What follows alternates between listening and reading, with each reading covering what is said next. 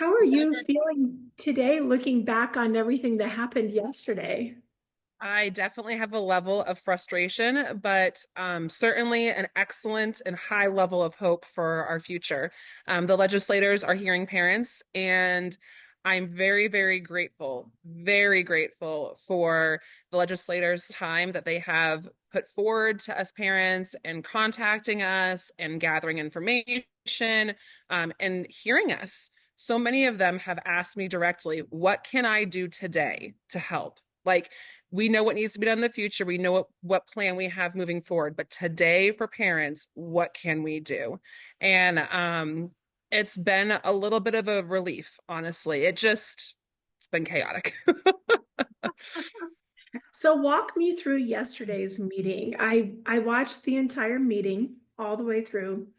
And so I noticed the part where some parents walked out. What happened with public comment? So parents were provided opportunities to speak in public comment. And we were given that opportunity by signing up to speak by Thursday at noon. That submission had to be made. We would then see our names listed on an agenda that would be sent out from the State Board of Education. And at that point in time, we would know where we were on the lineup to speak. At the State Board of Education meeting on Monday, we were told you guys are only going to be limited to 2 hours of parent comments or 2 hours of comments and referencing us parents. And we were all like, okay. So we were hopeful that we would be able to get through all parent comments in that 2 hours. Unfortunately, not every parent was able to speak and provided the opportunity who had signed up appropriately.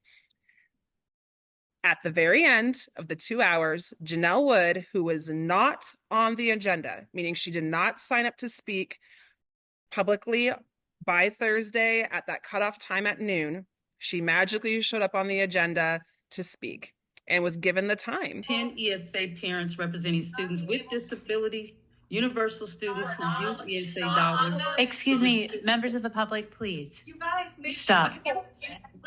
Follow your rules. You told us that people can't go if they haven't signed up to speak at the appropriate time. She previously signed up to speak, and we're having her speak. She is not on here. I will show you. That is fine. There's no more commentary. Let her finish her. But why should she not speak today? Why she is not on the list? No. Listen. Conflict of interest. This is exactly what happens. We have called to the public. Complete call to the But public. he's not on the list. She is. If speakers are not allowed to speak, we will have to remove people from the room. So please don't have that happen. It's 2 minutes. Well, you're from the room then because she is not on the list. You're not following. You're not good. It's your rules. She's not on the list. Yes. This is well within statute. The board. Yeah, we can all get up and walk out, and we will be happy to speak with any reporters. And now this is exactly what we're speaking about. This is exactly it. And this is exactly why she needs to be removed from the board. And just tell Ms. Wood. Congressional members. Yep. Well, we're holding Ms. Wood. Yeah. Completely inappropriate. It's embarrassing for you guys. Now, her son or her husband's name was on there. Their name is Bryce Wood. It was listed on the agenda. However, we were told that we could not concede our time to somebody else, that whoever signed up to speak had to be the one speaking. So she was not signed up. Now, if her husband or her son showed up to speak, that would have been one thing, but she was not. And we were told as parents we were not going to be permitted that opportunity to concede time. And evidently, she just doesn't need to follow the rules, which is the problem. Can you explain to me who is Janelle Wood? Janelle Wood is an incredible woman. And I'm going to say that because she has done so much for the Black community. She has done an incredible job supporting ESA and overall has really done an excellent job in communication with legislators and in communication with parents and trying to make the ESA program as a whole be successful. That being said, I think she's in a difficult position right now. She has been placed as the facilitator over the Empowerment Scholarship Account Handbook Committee. And her job was just essentially to help the committee members produce a handbook. Instead, she has provided feedback. She has provided her own personal input. And I think that is coming from the ADE asking her to do so, just from the conversations that I've had with her at committee meetings. I certainly do not think that she is being malicious in any way, shape, or form. I think she's just in a really bad position and is trying to do her best to make things right, but she's taking the heat for it, and she's the face of this whole fiasco. I truly feel she has good intentions, but it's certainly not coming across that way. Why would ADE break their own rules? They like to do that. They like to do that. They don't think the rules apply to them.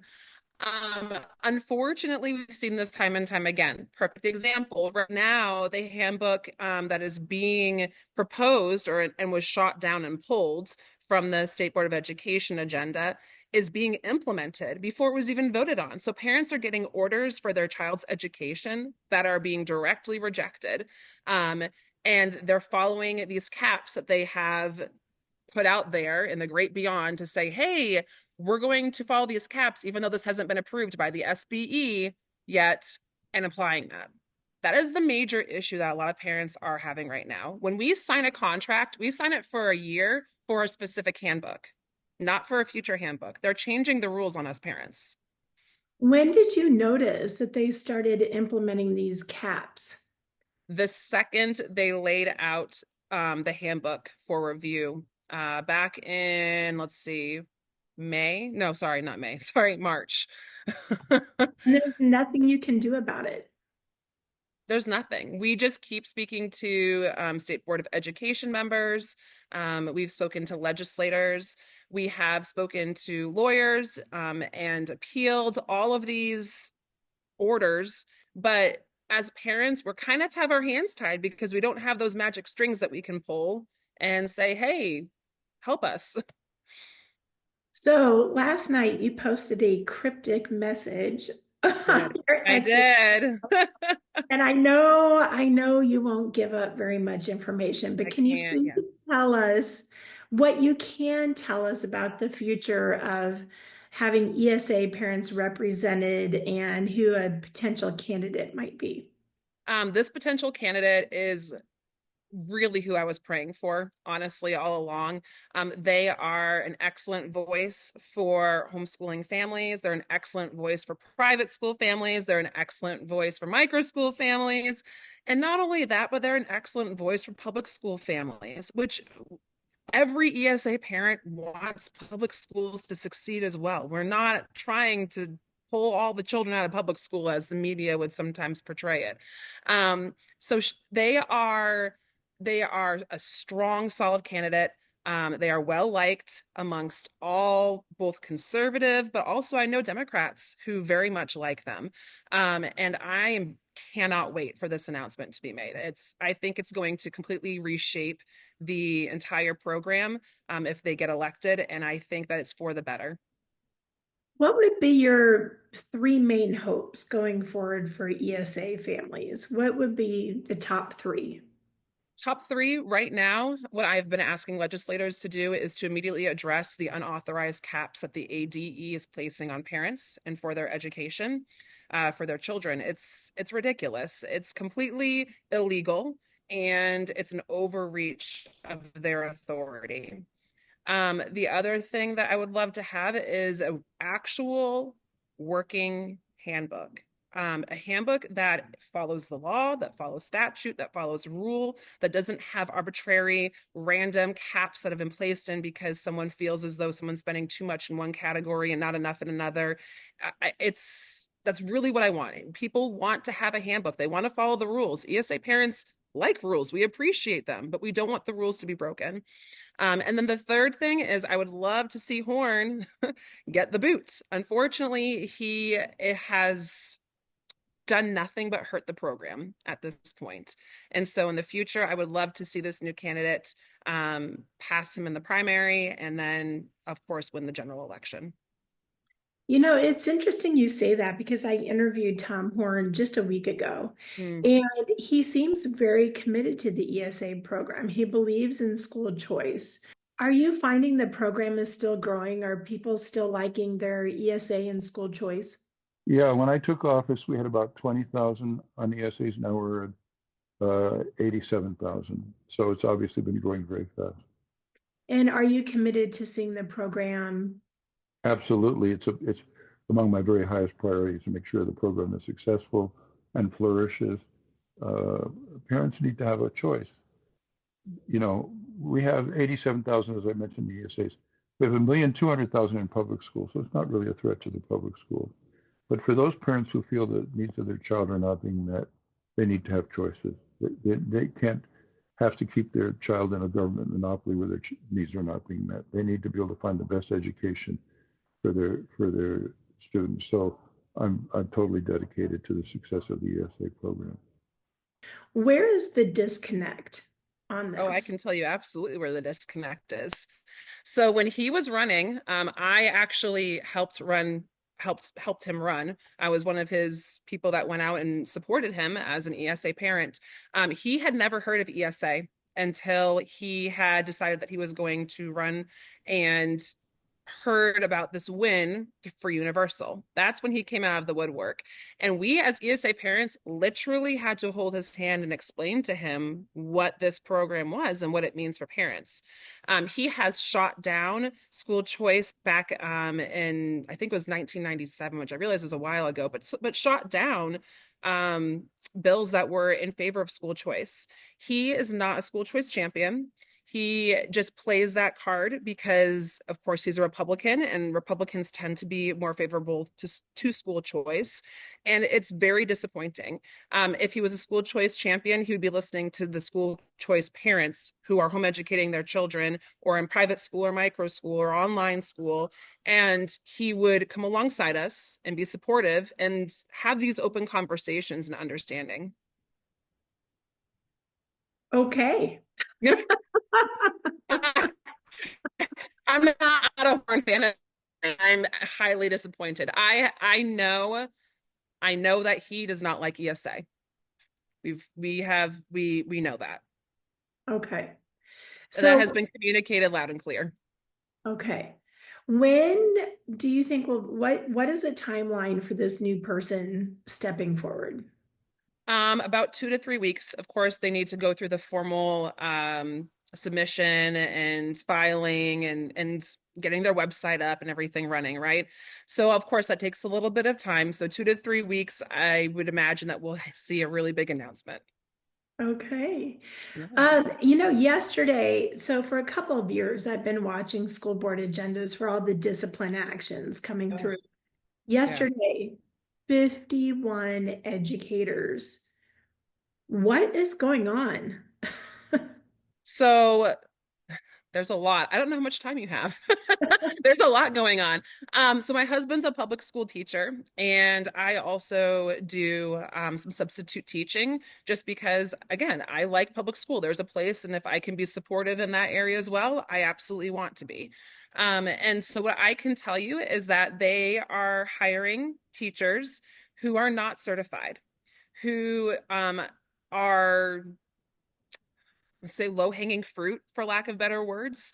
What there have been promises made by districts to have teachers come in and give individuals these jobs who probably don't have any background in education at all, period. And they're providing these individuals these jobs and then helping them get their certification, helping them go get their credentials. So you have teachers who are coming in. I'm going to use teachers as a loose term because I think it's an insult to those who have gone and gotten their masters and done all the right things, right? You have these individuals, these teachers coming in, and they are completely overwhelmed by the process of not only handling a classroom, but also all the extra things that come along with that, as testing, being able to articulate properly what needs to happen for educational needs for their students with disabilities, for example. And then not only that, but they just don't have the proper education. There's a reason that other states are being successful in their public education. Look at Massachusetts. Massachusetts has some of the highest scores around. Their standard for their teachers is extraordinarily high. They would not even look at you unless if you have a master's. And that being said, if that's the case, why is our standard so low down here? And also, in Massachusetts, they have an excellent payment program, salary for teachers, definite benefits that exceed and go above and beyond what might be a standard, right? If you provide those for teachers, you're going to attract good teachers, right? If you're providing low-hanging fruit and low standards, you're going to attract those lower teachers because they won't get in to those excellent schools in Massachusetts, for example, right? Teachers will move where they will be treated appropriately. And I think that the low-hanging fruit that's come through is going to be the lowest of the low, unfortunately. It just is what it is. And it's disgusting. I was in that meeting and I literally thought I was going to throw up hearing some of the things that teachers have done. It's disgusting. Yeah. And I was also surprised at how quickly it's almost like a consent agenda. They just vote on all of it at once and kind of push it through. So you really don't hear about it unless you go in and you look at the agenda and Correct. see case by case what's going on. Do you feel the general community knows that this is happening in schools? No, unfortunately, I don't think they do. And I think that it's covered up way too much. Unfortunately, the media likes to pound on ESAs and not necessarily bring to light all of the destruction that some teachers are doing in public school and the safety issues. These are major, major safety concerns in public school for some of these students, right? If I found out that my child was in a classroom with a teacher who had mirrors below desk level that was being discussed at the SBE meeting, I would literally completely throw a fit, like a meltdown like none other. It is just these practices that some teachers have in place that is completely ruining it for the good teachers, right? I've met some excellent teachers, some really, really incredible teachers. I'm like, could you come and, step out of the public education sector and come on over here to come hang out with us ESA families? Like, we love you. But that being said, right, it's concerning. There's a lot of concern going on. Do you have any advice for the young parents who are looking at schools? Got my hair done and the gal was talking about, oh, her little one, she's starting to look at school. So here's me going, right. You're like, oh no, look at this and this and this, right? Yes. Yeah, I know. What would be your advice for young parents? So it's interesting that you ask me that because I have some friends who are younger than I am. They're like, what should we do? And I'm like, I always go with my gut, first of all. Always go with your gut as a parent because that's always usually the right one, the right decision. Second of all, I encourage people to look at school choice options, not just because public school is all bad, right? Not all public schools are bad, but because you won't know what you have available to you until you go down that rabbit hole, right? People don't realize that they can homeschool their kids, that they can have a private education for their child with different standards and different learning opportunities. I just encourage parents to look at all options, to go to ESA, to see what would be available for them if they chose that option, and then to reach out to individuals who are knowledgeable in that area. Because a lot of parents might even sign up for ESA, and some parents will sign up for ESA and do private school and go, oh, I can homeschool with this? This is what homeschooling looks like. This is amazing, and vice versa, right? That's why we have ESA, because every single child doesn't fit the same mold, and every single family doesn't have the same ability to do, homeschooling versus private schooling or online schooling. We do a combination of some online schooling because my middle daughter does excellent with online learning. She kills it. But my oldest could never do some online learning. So we just do a lot of projects and go from there. And where does someone start? Is there one good website where people can go and get the information that they need to start? Absolutely. So I would always start at the ESA website just so you can see what the application looks like. And if you, if you live here in Arizona, you automatically are eligible. And then I also Love Your School has an excellent, excellent program where they can do like a find the school options in your area. Another thing is I've had parents that reach out directly to me. I am open to any parent at any point in time reaching out to me. I have a whole compiled list of private schools, some micro schools, a lot of schooling co-ops, and there's a lot of opportunity no matter where you live, rural or even in the city. Awesome. Well, thank you so much. I appreciate that you keep me updated, and let's definitely stay in touch. For sure, for Let me sure. know what's going on. We'll jump on a Zoom and talk about it. Absolutely. Never a dull moment here. Never a dull I moment. know. Thank you, Jen. I appreciate you so much. Sure, thank you. Have a great day. Thanks, you too. Bye. Bye.